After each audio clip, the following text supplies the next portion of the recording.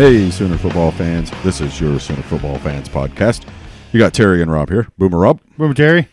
Well, we took a little bit of a break, and we're kind of coming off of that break because there's a whole lot going on at Oklahoma right now. A whole lot going on today for sure. But one of the things, we want you to hit your subscribe button, whatever you're listening to, watching. Subscribe, follow on iTunes, Spotify, SoundCloud, Google Play Music, wherever you're listening to us at right now.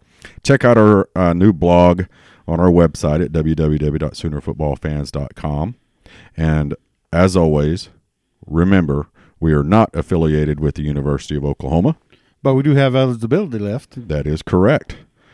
So, Rob. Sir. First off, let's talk about what you and I discussed last year when we first started this podcast. One of the things, I don't remember if you remember us having this conversation. I'm sure you do. Something about us hating Texas? Well, yeah, that's always a given, of course. But it is, remember I said that year one and year two with Lincoln Riley really wasn't my concern. I wanted to see how well Lincoln could coach in year 3, 4, and 5. Yeah. Oh, yeah. Well, here we are. Coming up on year 3, we've got firing of Mike Stoops and a hiring of Coach Grinch. Mm-hmm.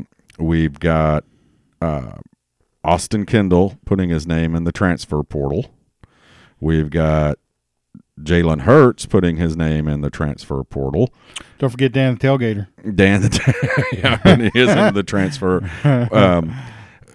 There's a lot going on, and I want to talk about, first off, the defense. Okay. Kerry Cooks is gone, by the way. Yeah, Kerry Cooks is gone. Tim Kish is gone. Yep. But 2 years with Lincoln Riley as head coach at Oklahoma. He's 24-4. Not bad. 2 Big 12 titles. Getting better. 2 playoff appearances. Not bad. 2 top 5 finishes. Pretty good. 2 Heisman Trophy winners. Outstanding. But 2 playoff losses / bowl losses. Well, I mean. So far he has gotten us to the promised land, but not over the promised land wall. I know. There's a whole discussion out there, Terry, about, well, if we're going to go to the playoff and just lose, then I don't want to go to the playoff. Well, I have to disagree with that. I mean, I would rather make it to the playoffs and lose than not make the playoffs. Even though, I mean, if we was to have gone to the Rose Bowl or the Sugar Bowl or some other bowl this year and, just thumped some team, that would have been, good. That would have felt good. Right. But being one of the Final Four has its own prestige. Right. That making any other bowl doesn't have.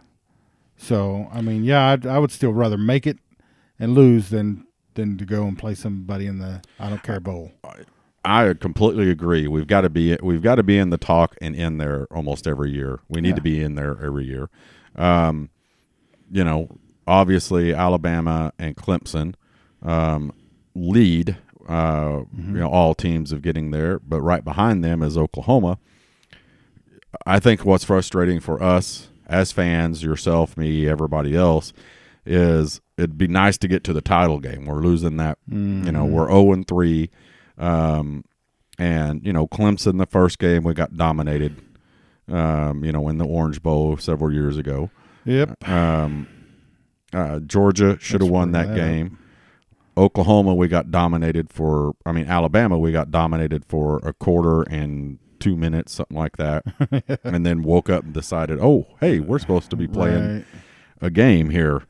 But I bring that up because the moves have been obvious what needed to be done. We were shocked last year when Mike Stoops wasn't fired. A little bit. Maybe not fired, but said, Mike, you need to go find something else. Well, and I think we talked about it too. Had Bob Stoops not been the prior coach, I'm pretty sure that Mike would have lost his job. That would have happened. But, so here we are basically in 2019 talking about the same things we were talking about in 2018 after the Rose Bowl. is we've got defensive problems. Who's the quarterback going to be? And to add to that, too, we're losing 4 out of 5 offensive linemen this year on the offensive side of the ball. Defense, what do you think has to be done? What does Grinch got to do? What do we want to see done immediately, right now? Well, I think the first thing that we have to look at is the game against Alabama. Yes, the first quarter was bad. Right. But 2, 3, and 4, pretty good. Yeah. In fact, if we play the first quarter like we played 2, 3, or 4, we may win that ball game. Right. So I think the defense is getting better. I know that there's a whole lot of people out there that would just laugh at me for saying that, but I really just feel like the defense is getting better. I know that right now the numbers don't bear that out, but from the eye test that I can see, they were in positions, they were in holes, starting in the second quarter. Right. I don't know what I can't explain the first quarter. They were out of place. They were out of position. We were gashed. Receivers were open. But in my opinion, the second, third, and fourth quarters, the defense looked like a totally different defense than it did in that first quarter. So, well, I agree with you. I mean, they put us in a position. They put us in a position that we could come back. I think in the fourth quarter, again, we needed stops that we didn't get. But what I'm thinking that needs to be done, just my opinion, number one, is we've hired a new defensive coordinator. They need to fire the rest of the defensive staff. Oh, I agree. Because this defensive staff has gotten worse over the last 3 years. And, Coach Kish stepped down, retired. And I was reading something and listening on the radio the other day of, maybe what they're playing it is let these coaches find somewhere to land, like Coach Cooks lands at Texas Tech. Okay. Oh, is that where he went? Yeah, he went to Texas Tech as the safeties coach. Okay, that's not a better job than Oklahoma. So he was looking for a job. Yeah. He needs a job. He needs to feed his family. I mean, it's not rocket science or brain surgery. Or brain science or rocket surgery. I mean, if you have the worst defense in the nation, you're probably going to be looking for a job. I mean, it's pretty plain and simple, don't you think? I think Lincoln's probably had that discussion with all of them. It might be best. We got a new defensive coordinator.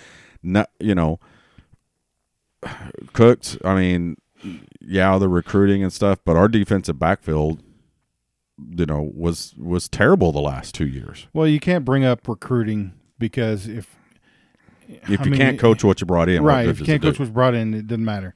So, yeah, in my opinion, I agree with you. Coach Grinch needs to come in here and clean house. Now, if he wants to keep somebody, Calvin Thibodeau or somebody like that, I'm fine with it. I mean, obviously he knows what he's doing, but if he wants to clean house, right? And if I'm LR, if I'm Lee Riley, I say you do what you want, man. Yeah, do it. I mean, you let Lincoln Riley let your coaches coach. If he says, this is a completely different scheme, a completely different, maybe not scheme, but a mentality of defense. We're talking about a guy who pushes speed, turnovers. He understands, Grinch does, because he coached with Leach. What his job was with Leach is to get off the field, get the offense the ball back. Now everybody's like, well, duh, that's what a defensive job is. When you got an offense like this, your job maybe isn't to have the number 2 ranked defense in the country. It is a simple fact of we're going to be fast. We're going to get out there and get back off the field. So get the key element of our team back on. Terry, but the caveat is there. Okay, Grinch, you come in, you do whatever you want, but we have got to be better. Oh, yeah. Defensively. That caveat is there. Yeah. If he comes in and we're in the triple digits again, yeah, he's not going to last long. He's not going to last long. And, fans aren't going to let him last long.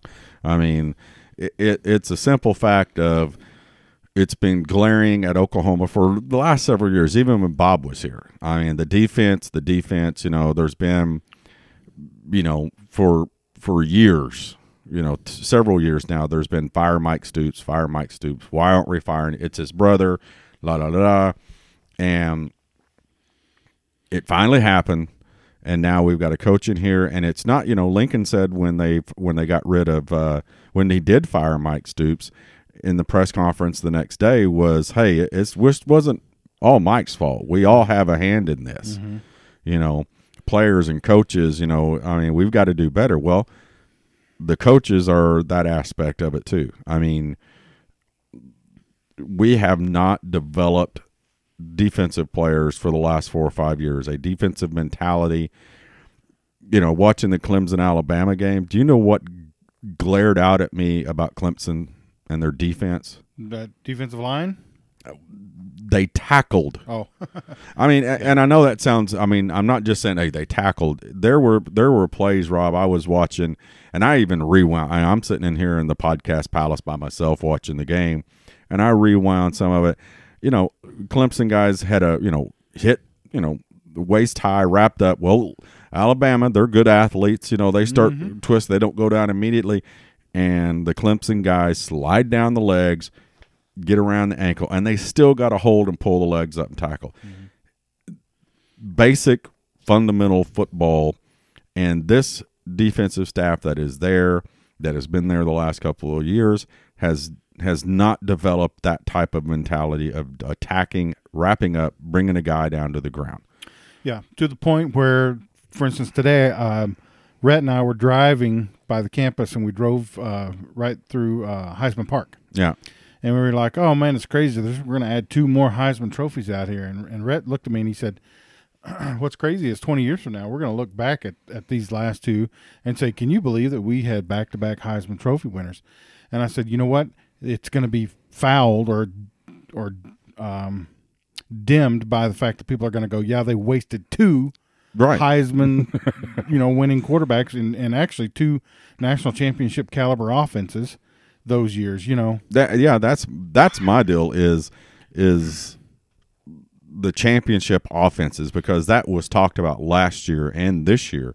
Is with, you know, this defense, Oklahoma is wasting some of the best offensive firepower that any team has ever had. For sure. I mean, we put up points on Alabama, and really I think we came out real nervous and real tight.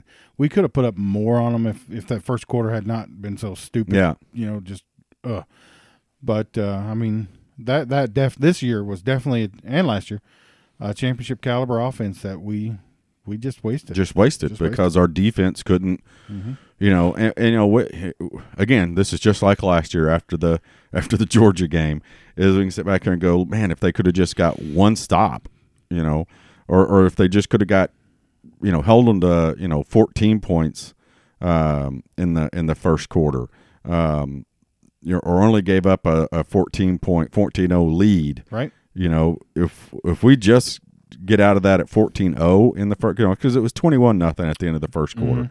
If we get out of that quarter 14-0, that ball game comes down to a field goal. Yeah, absolutely. You know, and that's what we as fans are stuck with sitting here going for another 12 months or 9 months, I guess, of going, golly. Just like last year. Yeah. If we could just make one stop in that last drive of the Georgia game, we win the Rose Bowl, but no, we can't do it. So. And now here we are with the same type of discussions that we had last year, but I think they're a little bit more deeper. Number one, as good as Bedenbaugh is, he's got to replace 4 starters off of the best offensive line in the country from last year.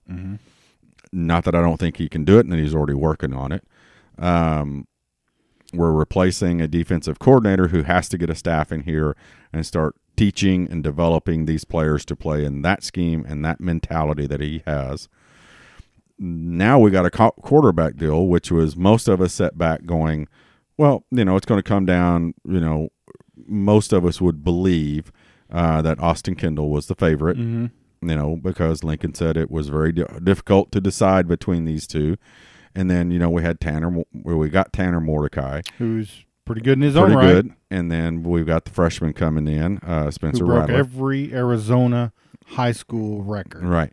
Now you've got Austin Kendall, the favorite to be the quarterback, put his name in the transfer portal. What happened? Why is this guy last week drop his name in the hat out there? Do you think he was talked to? Well, I think it's pretty obvious that he feels like Jalen Hurts is coming here. that he's going to transfer here. Yeah, because it's to me, it's not coincidence that Jalen Hurts enters the portal, and then I guess the day after is when it came out that Austin has put his name in there. Yeah. Is that a situation where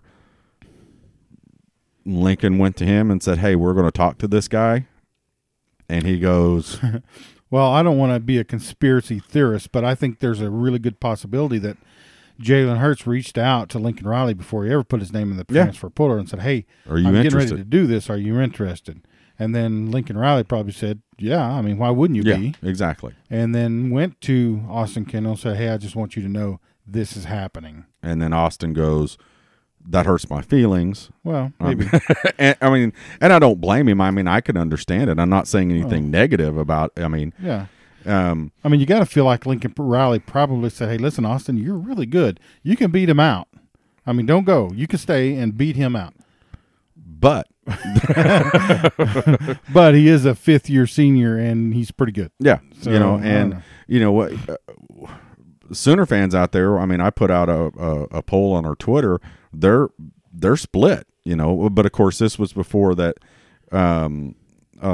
Austin put his name in the hat. It was like we had like 700 votes, and it was like 51-49 for Hurts coming to Oklahoma. But there were some comments on it is, hey, me and a guy had a discussion too, was, hey, Austin Kendall has put in his time. If he goes and talks to Hurts, Austin could want to leave. That's not fair to him. And I get that, but also Lincoln Riley's job in Oklahoma is to win games. Mm-hmm. And if you think that he's not interested in Jalen Hurts, you're crazy, because this is a guy who's played for two very good offenses.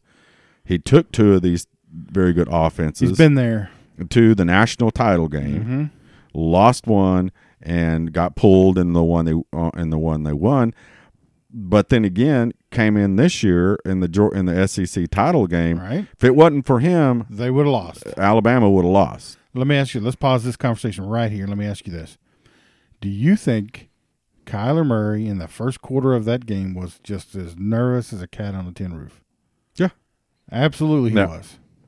It's because this is the first time Kyler's been in that spotlight.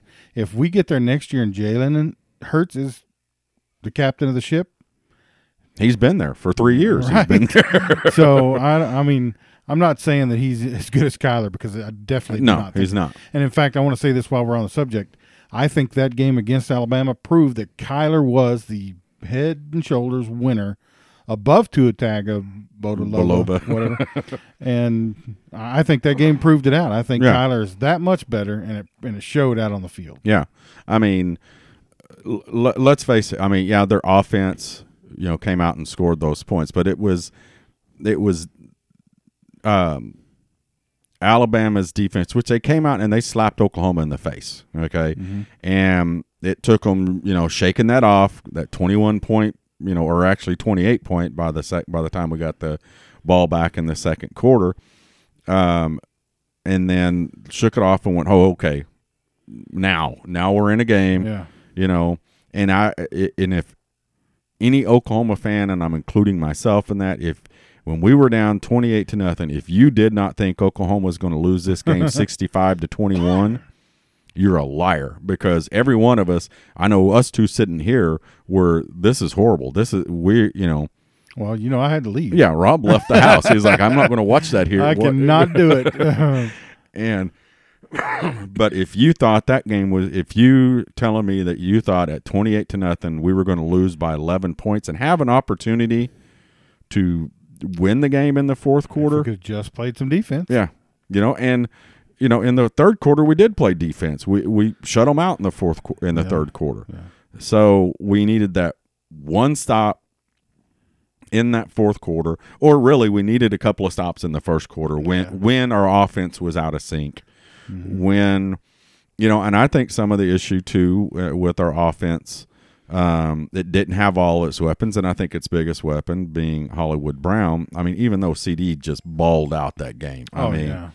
But CD, Hollywood just wasn't himself. and there was a problem with that foot. How much of a problem, I don't know, but it was obvious because a guy with that much speed and that much talent, his head wasn't in that game, and I think it was we only because threw at him twice. I think. Yeah, he was 0 for 2. Yeah. So, but most of the time, but I mean, again,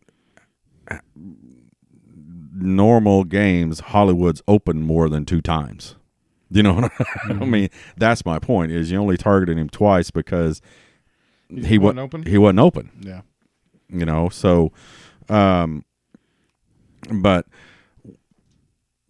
now we're sitting here going, who's the quarterback? Because the classes start tomorrow, right? Yes. The classes start tomorrow. Austin Kendall has until Friday to be enrolled because there's late enrollment, but it has to be Friday. So if he's not in class by Friday, he's gone. He doesn't have a choice. If he does go to class, or he does enroll, go to class, then he has to wait until the summertime to do anything in the portal. So if he doesn't enroll by Friday and in class by Friday, he's gone. If Jalen Hurts doesn't come to Oklahoma, now we got Tanner Mordecai, who's a 3-star quarterback out of Waco, Texas, and Spencer Rattler, who is a 5-star number 1 quarterback in the country. I know that initially I've been like, man, is he big enough? If he's strong enough, can he go in here and take over the reins? And I was nervous about that, but you know what? A freshman quarterback just won the national title. Our buddy Jake from State Farm played in a national title game last year as a freshman. I'm not as worried about these freshmen anymore. These kids are coming in. Well, yeah, I agree. Plus Spencer, I mean, it's not like he's not used to the stage. There in Arizona, I mean, he broke every record. He has had some shine on him. Yeah. So, and did you see those highlights that they were putting? I don't know who was putting them out. I've seen them on Twitter though, of him, Spencer Rattler throwing. Yeah. Oh yeah, he's got an arm. Dude. I mean, he's pretty impressive. I'm not gonna lie. In fact, he may beat Jalen Hurts out. Yeah. I mean, I think he would have more of an opportunity if he was on campus right now. Yeah. But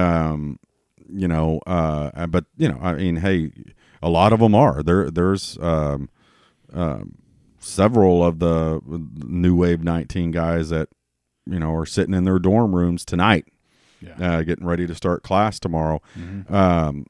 It's putting him behind the 8 ball to be out there, come in July. But if you're the number 1 quarterback in the country with the skill set that it's obvious he has, it shouldn't be that much of a hindrance behind him to come in and make an impact. But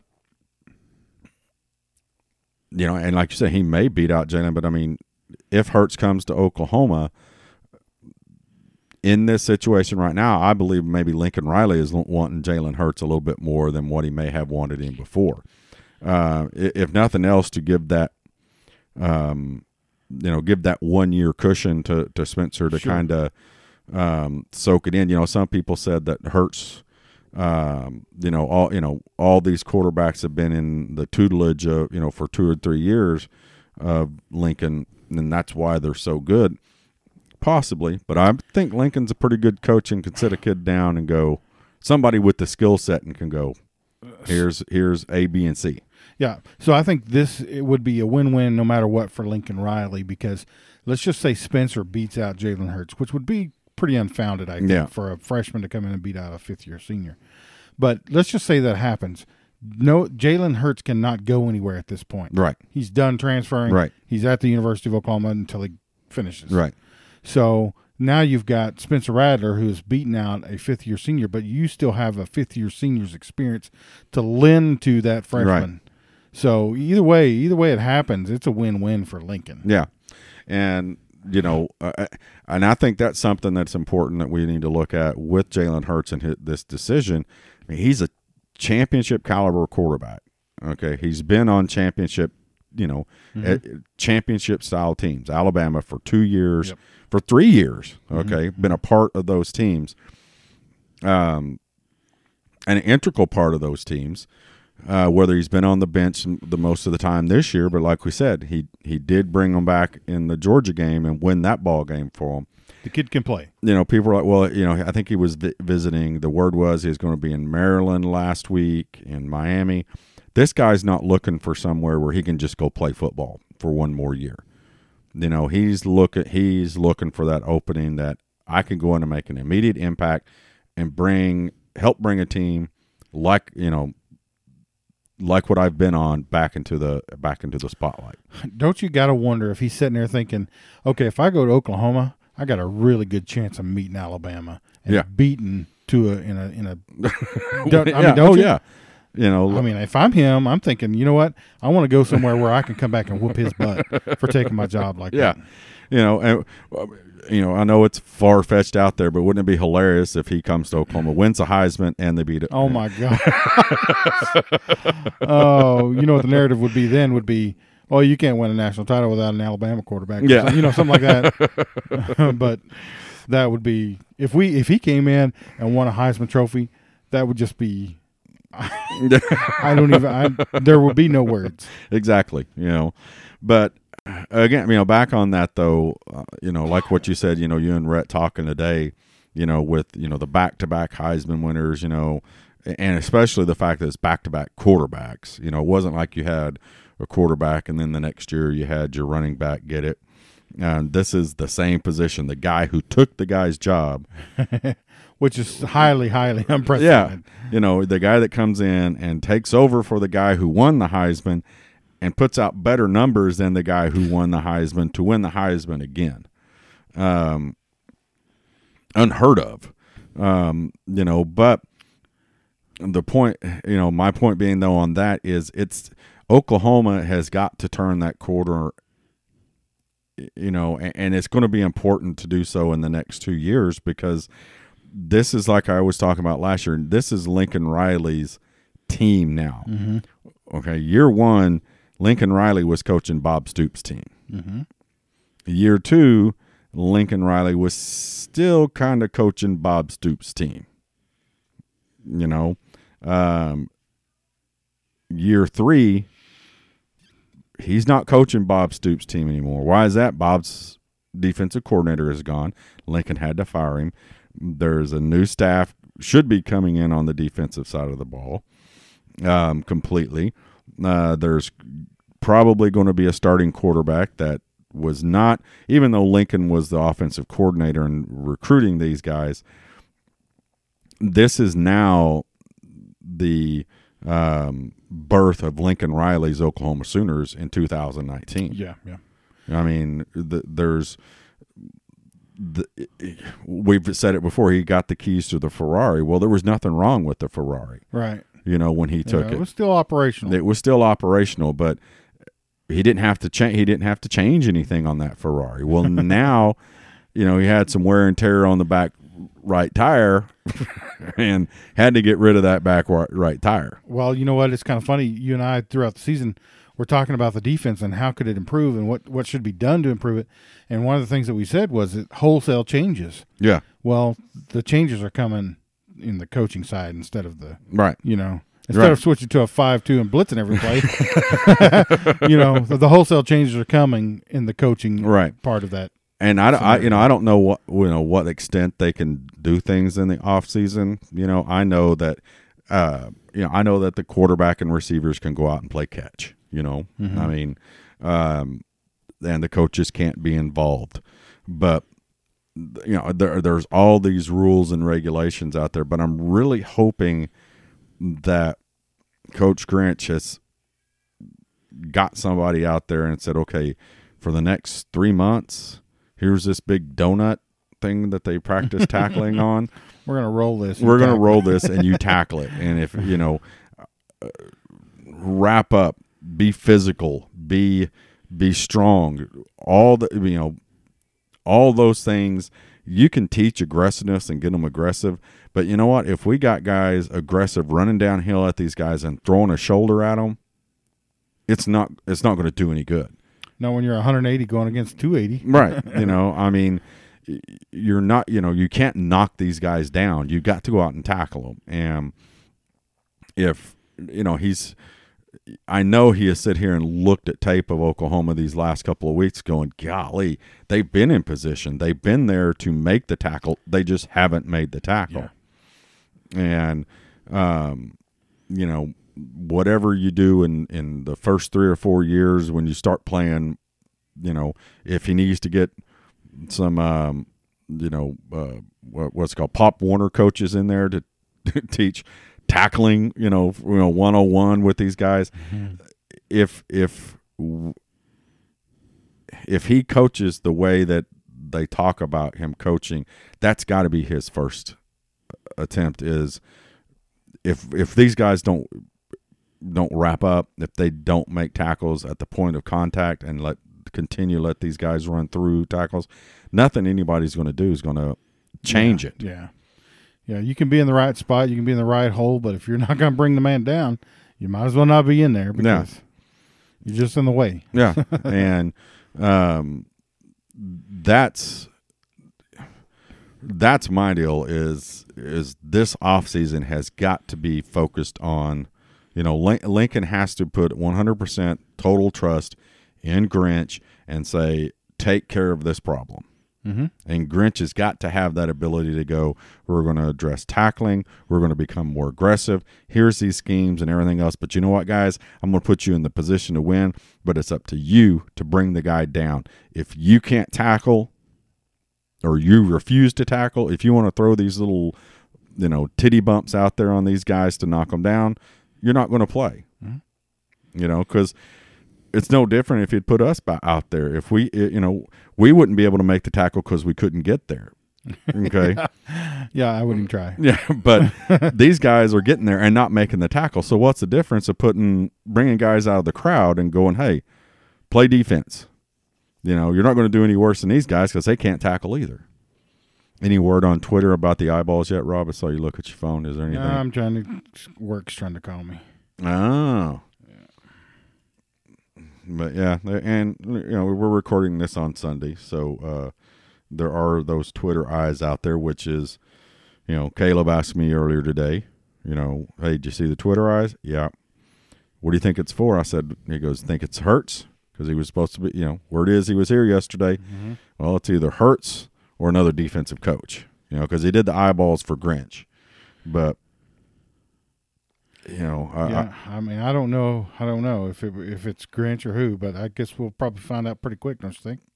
I would think so. I don't know what other player. I guess I know we still have several openings that we could fill, so maybe there's somebody out there, a new recruit that is out there that may be turning the corner. To come into Oklahoma here soon. I don't know. Again, we are not your recruiting source here, guys. We just That's for sure. That's for sure. I'm looking through Twitter right now. I don't see anything. And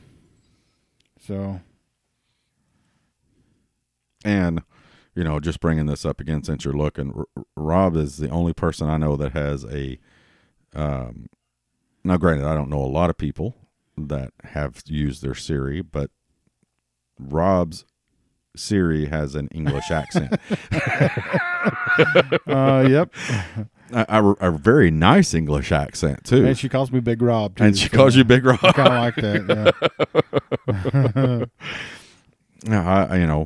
My Teresa just got an iPhone, and so she's been doing the Siri thing now, and hers isn't, does not have that English accent. Was that an option for you, Rob, or did you? Honestly, Harry, you know how good I am at the whole computer stuff, so I don't know. That's just the way it was. She just came built that way, huh? Yeah. So, what do you think? Is this Hurt still going to happen? Or? Well, okay. So here's what Texas fans are saying. Oh, good. Are you ready for this? I'm just going to read it word for word. Okay. Let's see. One Texas fan says, suspected that, won't be surprised if Wonder Boy Riley, which they better watch it, that disrespecting our coach. Yeah, there. exactly. Starts his third consecutive transfer quarterback for the 2019 season. Lucky S.O. And then the guy behind him says, he's going to OU. We may as well just accept it now. Except what? That big L we're going to give you in October? And then if you make it to the Big 12 championship, the L we're going to give you there too? Tattoo Baker put that out, and I thought it was hilarious. Or he retweeted it, that conversation between it looks like he just copied it off of one of the Texas boards, which I don't know who's got time to go to somebody else's boards and read stuff, but apparently Tattoo Baker does. That's hilarious. But yeah, it ought to be interesting. I mean, personally, I mean, I don't want to sit here and say I want it to happen. I don't see any bad that can come to it. Okay. I mean, he either comes and becomes an immediate impact and plays and does well, or Spencer Rattler or Mordecai win the job from him. Okay. I don't think that Mordecai can. Okay. I don't think Mordecai could beat out Rattler myself. I mean, again, you're talking about a 3-star quarterback, even though he's been in the system, 2 years now, or going to be 2 years. There's a difference in a 3-star and a 5-star. For sure. There definitely is. But I wouldn't count him out. I mean, he's an athlete. He's been in the system. He's had, like Shay, he's had the Lincoln Riley tutelage. So, I mean, now eventually would Rattler be better? Probably. Yeah. But maybe not the first one. Yeah. But, I mean, it's this transfer portal thing is really interesting, twist on college football that I kind of like, honestly. Yeah, it gives us something to talk about. I mean, just think, if it wasn't for this, we'd be sitting there going, if we can, and I like the new redshirt rule. I like the transfer. My thing is that, talking about the transfer portal, I mean, if you're a graduate transfer like Hurts, it's no big deal. Okay. You've got that extra year. You don't want to stay at the school you're at. I'm going to throw my hat out there. Now, if he was a sophomore or a junior and the same thing happened, he would have to sit out a year, or he could put in a request to the NCAA for, quote, hardship. Was it the Georgia quarterback? Yeah, the Georgia quarterback. Can't think of his name now. See, that's how quickly we forget. We were talking about the Georgia backup, put in a transfer. He would have to sit out a year, but he is appealed to the NCAA because there was a situation with the baseball team, because he's a baseball player too, that there was a racial slurs and a issue with another player. Okay. So he is using that as part of his, hey, I don't want to play here because I had this situation with another player on the team. I'm not comfortable. I don't like necessarily the way it's. I don't know what that process is. But when it would be more interesting is if they said, okay, we're going to take off that, you can transfer, but you got to sit out a year. You'll lose a year of eligibility. If the NCAA ever takes that out, that would make, I would like to see something like that happen, but I would like to say that you have to have X behind you. Okay. Like if you started, for instance, you can transfer. Okay. And you won't be required to sit out a year. If you played at least 6 games over the last 2 years, okay? But if you're a sophomore transfer and you haven't played and it doesn't look like you're ever going to get to start, yeah, you can transfer, but you're going to sit out a year. You see what I'm saying? Mm-hmm. Kind of make it more like, make them maintain that you got to be there at least 2 years or something like that. Because I don't know, maybe not. I mean, it's requiring a kid to have to sit out a year because, well, let's just say this. I mean, if you go to a school, if you go to Oklahoma and you come to Oklahoma this year and Lincoln Riley, which he's not going to do, Lincoln Riley takes a pro job in 2 years. You came to play for Lincoln Riley. And now you got to sit here and play for a coach, you know, that you may not even know, you know. I mean, well, here's the thing. I don't think we need to make it easy for these kids to say, oh, I just don't like it here anymore. I'm jumping ship. Yeah. You know, because the university is investing in the kid, you know, into their education, into their future, you know, all those things. And for a kid to be able to just go, I'm done with that. You know, I want to go play here. Yeah, I want to go somewhere else. I don't think there needs to be some, I don't want to use the word penalty, but there needs to. Well, that's what I said. There needs to be better protocol in it, is what I'm saying. You know, that not just like you said, a penalty to sit out a year, and that's the wrong word for it. But you know, here's the there needs to be a precedent saying, here is what's going to happen. You know, in order for you to transfer, you have to meet XYZ criteria. Okay. You know what I mean? Sure, that you know, if you haven't played, if you're a sophomore and you haven't played, and it might be opening up a great big can of worms, but you know, I see what you're saying. You know, if you've been, if you were injured in one of those 2 years, and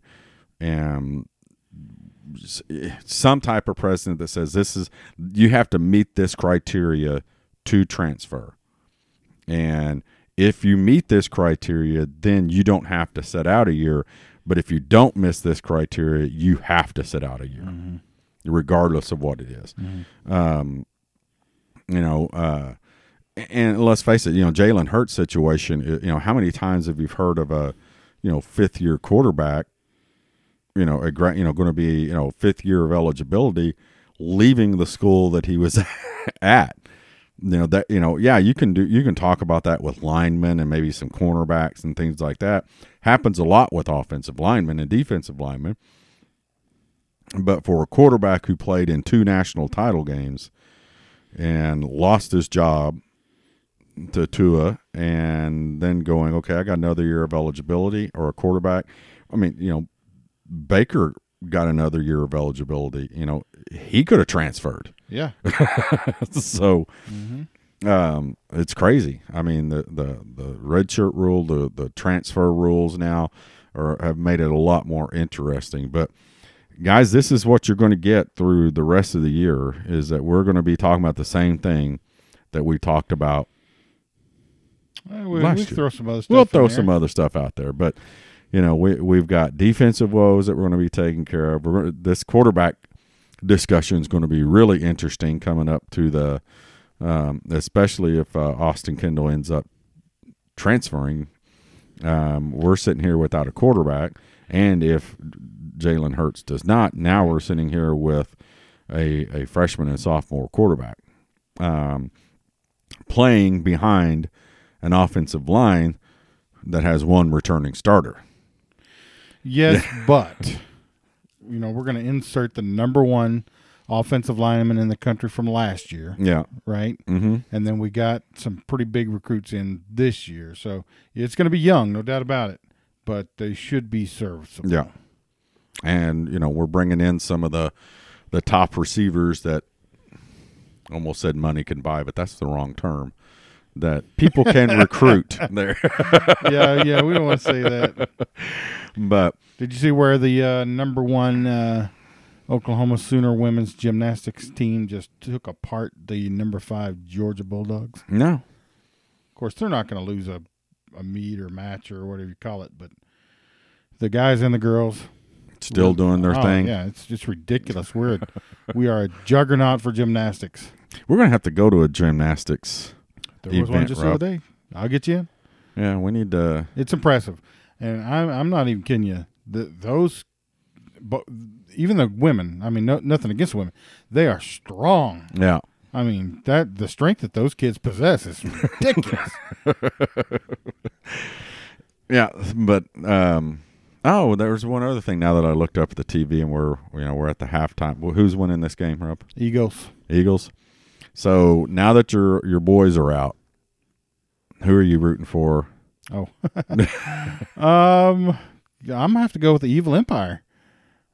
What? I mean, I don't know. I don't want to root for the Eagles for sure. I don't want to root for, let's see, who's left that I would Kansas City.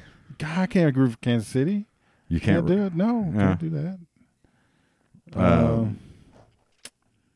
don't know. You can't root for the Eagles. Nobody wants to root for New Orleans.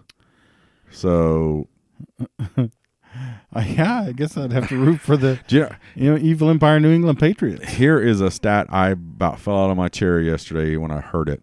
Did you know that the Kansas City Chiefs have never hosted a championship game? No, did not know that. There's never been the conference championship game played in Kansas City. They've always gone away. They played elsewhere. That's never happened in Arrowhead Stadium. And Arrowhead Stadium is old as I am, I'm pretty sure. Yeah. Well, Kansas City played in the first Super Bowl, right? Yep. That's I've been I'm not going to ever I like the Chiefs, always have. Now, of course, when they play the Steelers, I don't there's no controversy there. But we all have our secondary and teams and people you like to watch. Yeah, I like the Packers. I like the Bears. I like the Bears.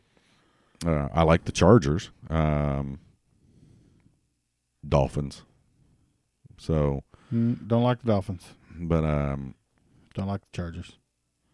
I don't like any coast team really. I've never liked Seattle. I've never liked New Orleans. Never liked the Eagles.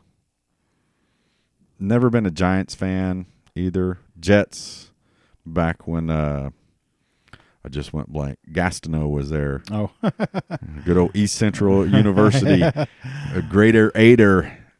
Well, I started watching the Eagles a little bit when Randall Cunningham was there. You remember him? Mm-hmm. Because he was a dynamic player. I really liked him. And I don't know. I liked Atlanta for just a little while when they had Jamal Anderson. Yeah. He was a pretty dynamic back. But, obviously when I was a kid growing up, it was Houston Oilers. And then, of course, they went and became the Tennessee Titans. Tuxedos or some stupid something. So, I was just mad at everybody then. So yeah. And then I think that was right around the time that, the Cowboys were winning everything. Yeah. And of course, that's all you could watch as a kid in Oklahoma was the Dallas Cowboys. Yeah. So, I mean. Yeah, back in our day before we had, satellite TV and could choose, it was, and it was, you either had to watch the Cowboys or the Chiefs. And that's probably why I'm a Chiefs fan too, because this market, growing up in this market, that's all you got. Yeah, you watched, you watched the Cowboys, and then when you switched to the other game, you watched the Chiefs. And then when it was baseball season, all you got was the Atlanta Braves. Yeah, which is funny that you didn't get the Atlanta Falcons. You know what I mean? Yeah. I'm like, come on, what's up? Yeah. So, but yeah, I guess that's maybe why I do have a fondness for the Chiefs, because they're probably my second favorite team. Oh yeah, I remember when when they got geez, just went blank. Christian Okoye. Oh, Christian Okoye was a bad dude too. The Nigerian Nightmare. Yeah, is that what they called him? Yeah. Joe Montana and the running back. Man, I'm drawing a complete blank.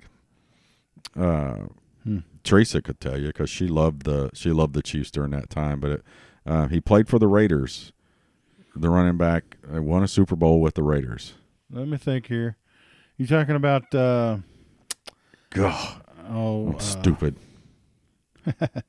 Yeah, I know who you're talking about. I can't think of his name either. Yeah, but I mean, it was a big deal that Montana went there, and Montana still had good years left. He never won anything, never won a championship there, but he still played some good ball there with the Chiefs. Got them into the playoffs, and that was quite a team they had in San Francisco when Roger Craig and Jerry Rice and oh man, yeah, that was quite a team. Well, I was watching the Evil Empire game earlier with the Patriots, and Edelman just became the number 2 receiver for catches in the postseason. Okay, and I think he has like 91. No, 95. It was 94. He was tied 94. Of course, Jerry Rice is number one. It's like 188 catches in the postseason. So he's basically, doubled what number 2 is. All right. But Edelman just became the number 2 receiver, with receptions in the playoffs. So, yeah, Jerry Rice was amazing. But like I said, that team, the Niners during that era were with Montana and Rice, and I'm trying to think of their running. Yeah, well, Roger Craig, he was a running back, wasn't he? Yeah. Yeah. And the big tight end that beat your Cowboys, I can't think of his name either. Dwight Clark? Yep, there you go. Yeah. That name is etched in. Yeah. But, yeah, those are some good teams. But good teams back then, yeah. But anyway, guys, we still, this is kind of a, winging it podcast because just so much went on last week. But we're working on getting the fans back on, which will probably happen in February. We're working on some stuff in the upcoming weeks.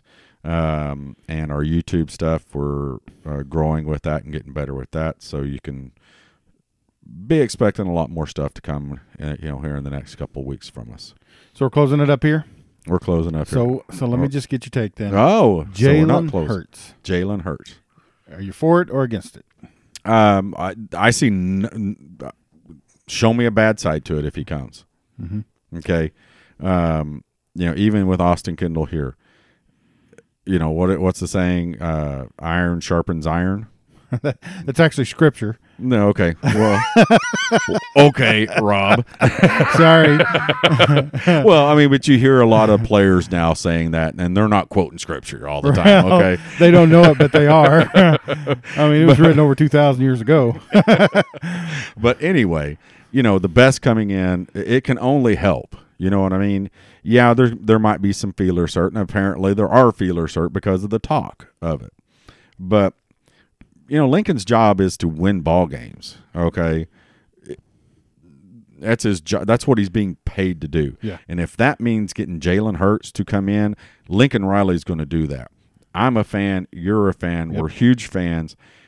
If I cannot see a negative behind this, some of the fans was like, "We don't need him. It'll only cause a controversy." I'm sorry. You're bringing in a quarterback who's played in 2 national title games. Okay. I don't know what the problem is with that. I don't either. If there was a problem, it would be that he's taking a scholarship that we could maybe use for some defensive guy. Yeah, but I mean that's the only problem I see with it. But if he comes in and another, let's say Spencer Rattler beats him out, so what? Maybe he's the reason why Spencer Rattler, I beat him out. I don't know. But you bring in that caliber of an athlete, it's going to do nothing but make it better. Yeah, absolutely. And if anybody, is he an automatic Heisman contender if he comes here next year? No. You don't think he is? I think no. He might work his way into it. You don't think he sneaks into some of the conversations? He'll be conversation just simply because he's Lincoln Riley's quarterback. Okay. With experience, he will be in the conversation. But, me, what I talked about, and I still feel this way even with this year, even with the offensive line. I think our offense is fine. I just have that much confidence in Lincoln Riley. I don't think it's a system that he runs.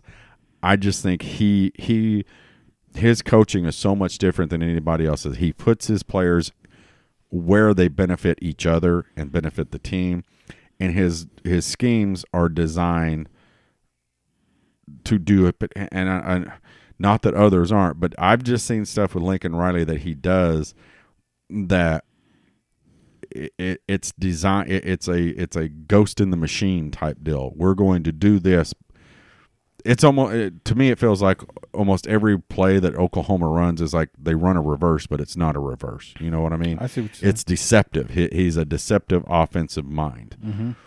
And he gets you to thinking, oh, you're going to do this, or we're going to move this way. But when in reality, he's got something backdoor. Now, everybody can go, well, that's every offensive coordinator. Not really, no. It's not. I mean, you have a scheme to do. Lincoln's design is to be deceptive at all times.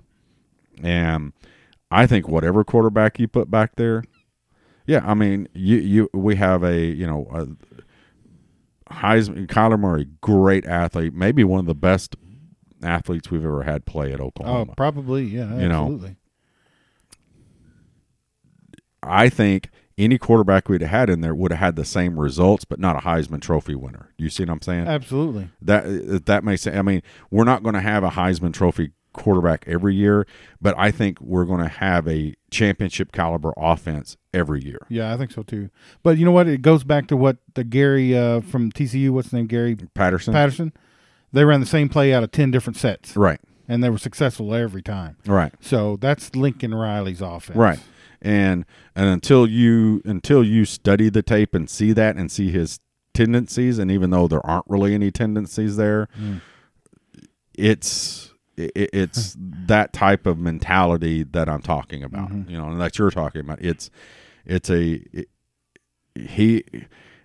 He's different than anybody else that's out there. Yeah. The way he coaches, and there's a reason why. I think it's kind of funny though. We all kind of like got warm-hearted and said, "Oh, thank you, Coach Saban." When it came out that when he was getting ready to go up on the podium, Chris Fowler was standing there, and Chris Fowler said that Nick said to him, "This is the toughest offense I've ever had to prepare for." Mm-hmm. And now, if we could just get a defense to match it. Yeah, and we all felt warm-hearted and stuff, and then Clemson goes out and throws 45 on them, and it was like, well, maybe he used up all of his mentality trying to take care of Oklahoma, and he couldn't take care of Clemson. Maybe that's it. But honestly, I wish he would have had just a week to prepare for us instead of the month that he had to prepare for us, and yeah, because I mean, I think that has to be all that time to prepare for Oklahoma, and Oklahoma again is a different type of offense that you got to prepare for, and the different type of schemes that they run, and then all of a sudden you got to switch your mindset back and go, okay, a more traditional type of run pass offense that isn't going to be as dynamic running plays. But I mean, basically Clemson just lined up after the first quarter and wore them out. Just whipped them. Sure did. Because I was sitting here looking at halftime going, yeah, this game, Alabama's going to be up 7 going into halftime. Alabama got in the red zone 3 times and came out with nothing. I know. So, which is really strange because that back, I'm telling you, Jacobs is good. Yeah. Well, all their backs are good. Yeah. It was crazy. So, but anyway, folks, that's the podcast for today. Thanks for tuning in and listening. Remember to follow us on Twitter, like us on Facebook, check out our webpage at www.soonerfootballfans.com, and we will talk to y'all later. Boomer Rob. Boomer Jerry. Thanks for listening to the Sooner Football Fans podcast. Hit the subscribe button right now on whatever app you're listening to download every episode as they come out. Check us out on Twitter and Facebook and on YouTube. Boomer Sooner.